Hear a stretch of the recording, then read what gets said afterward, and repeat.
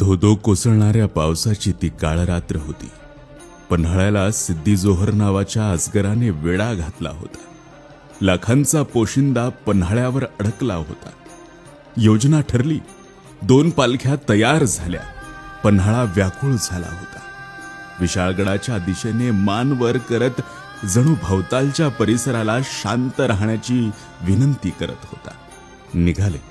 राजदिंडी मार्गाने महाराज आणि 600 बांदल मावळे बाहेर पडले. वाट जणू हरवलीच होती. गुडघा गुडघाभर चिखलातून मावळे वाट काढत होते. अनेकांची ढोबरं फुटली होती. काट्यांनी अंगाची चाळण केली होती. इतक्यात गस्त घालणाऱ्या गनिमाला सुगावा लागला. हुबेहूब महाराज दिसणारा शिवा आकाशीत पकडल्या गेला. शिवा गेला. महाराज आणि मावळे घोडखिंडीत पोहोचले. पण शत्रू अगदी हाकेच्या अंतरावर येऊन ठेपला होता. झुंज होणार हे अटळ होतं आणि झुंज झाली. बाजींच्या सांगण्यावरून महाराज निघाले.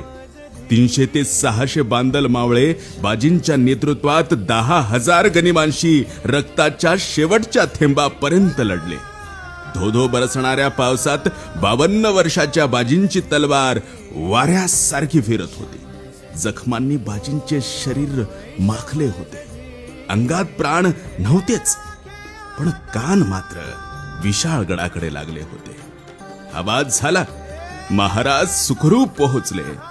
पण मावळे आणि बाजींच्या रक्ताने नाहून निघालेली घोडखिंड अखेर पावनखिंड झाली.